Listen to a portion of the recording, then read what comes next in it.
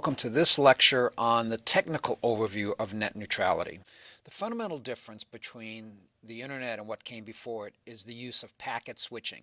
Now in the class I'm going to go into a lot of detail on what packet switching is because it's very important that we understand, but at least for this high-level overview, the thing we need to understand is I have a little diagram there of packet switching that shows one computer communicating to another and how the packets move through the network.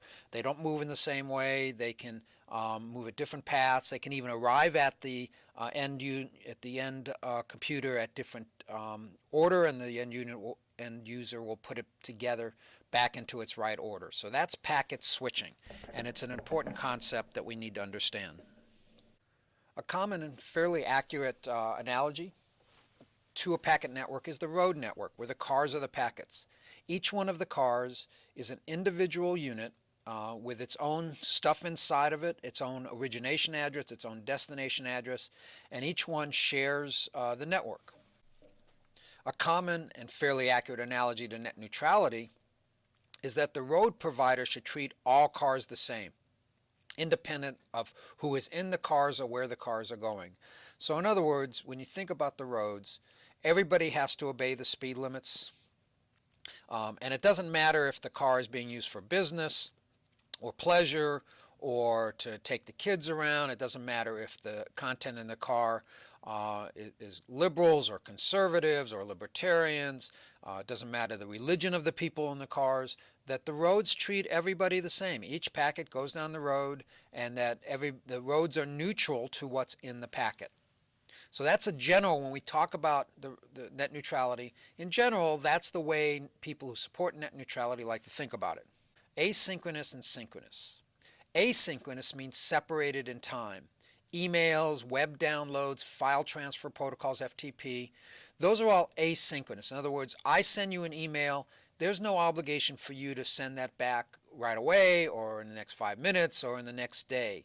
That it's asynchronous. In other words, if I put in a web request to download a page, I put in the request, and at some point you will download the page to me. The two actions are asynchronous, separated in time. I put in the request, and at some point you would download that web page to me. The thing about in packet switching with asynchronous is asynchronous packets are fairly not bandwidth intensive. Because they're asynchronous and you can delay between packets as networks get congested, then you can just delay the packets. And then there's synchronous, which means linked in time. And I included voice, video, and streaming media, though there are some nuances there that we'll get involved in when we talk more of the technical, when we get actually into the class. This is, again, high level. The idea, though, being is that there are services now that are much more linked in time, and this is bandwidth intensive. So I've got a little diagram here that shows the difference between synchronous and asynchronous. In asynchronous, every packet has a start bit and a stop bit. In synchronous, you now have groups of packets. So if you think about the roads again, you think about the asynchronous, these being individual cars, and synchronous being more like a train. But as we talked about net neutrality on the roads, there are some violations of net neutrality on the roads. And I have a picture here of a funeral procession. A funeral procession then would be a synchronous amount of packets. And that what we see on the roads is that we are okay with giving funeral processions priority, so that when we say that everybody's treated equally, well, if a funeral procession comes by, you're now going to delay your traffic as you wait for the funeral procession, and we're okay with that. It makes sense. Let me give you another example of net neutrality violated on the roads, and that is the high occupancy lanes, the HOV lanes, the carpool lanes. So now you're giving a fast lane to a specific kind of traffic. You're now saying to the other traffic, yeah, you're equal on the other lanes, but if you're in a carpool, if you're in a high occupancy vehicle, then we're going to give you a special lane. So this in essence is what from a technical standpoint we're talking about with net neutrality. Now let me give you a graphical example of network provider neutrality. We start with the end user, that's you or I watching this on your computer. And then we go to content provider. That would be a YouTube or Udemy, for example. And then you have a network provider, your Comcast, your AT&T, your Verizon.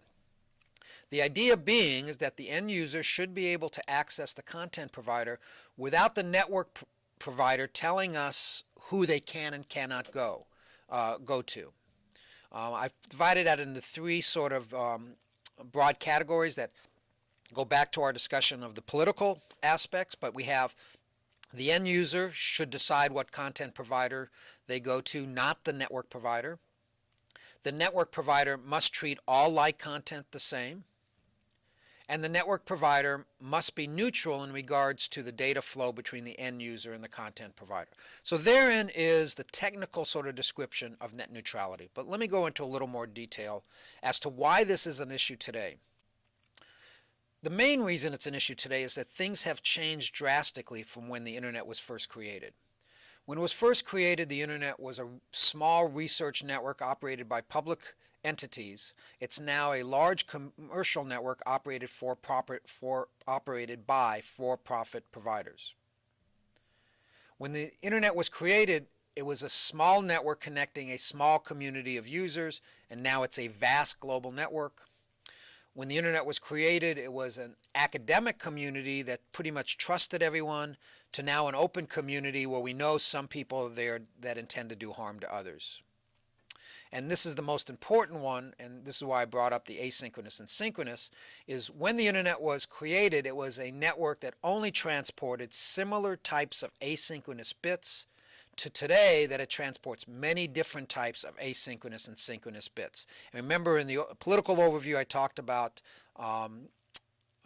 different kinds of quality of service and of the way packets are shaped, or traffic is shaped on the internet.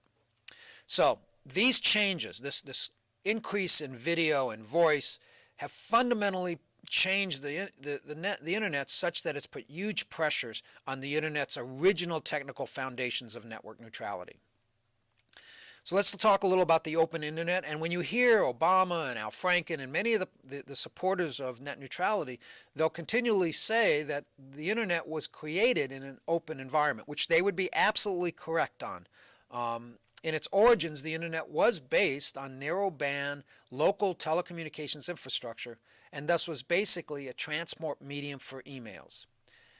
Since bits and bytes were carried forward, neither the internet access provider nor the internet backbone was aware of the different types of applications users were taking advantage of. Ensuring quality of service was in the beginning not an issue, because within the internet all traffic was treated equally, meaning non-discriminatorily. The traffic principle was first in and first out.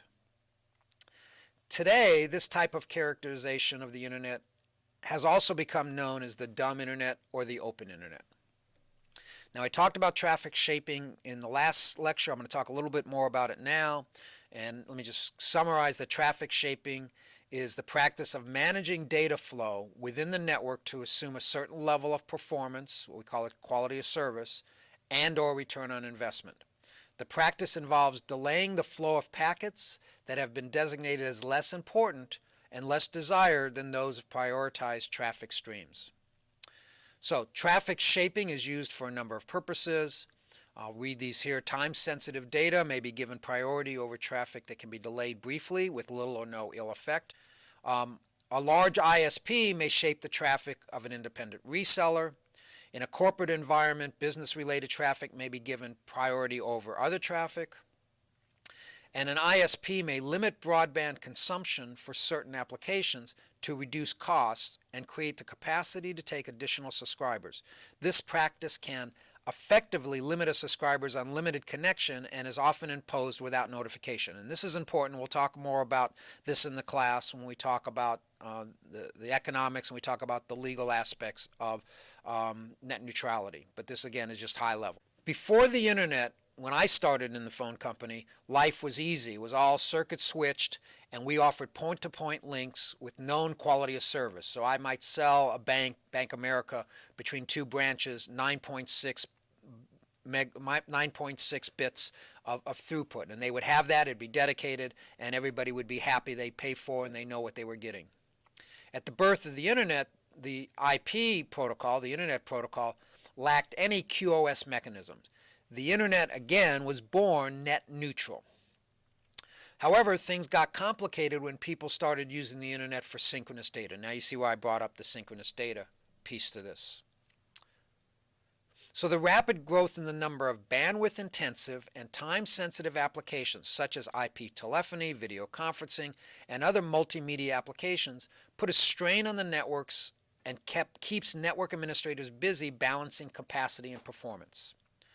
QoS is a group of components that can differentiate traffic flows so that higher priority traffic receives preferential treatment.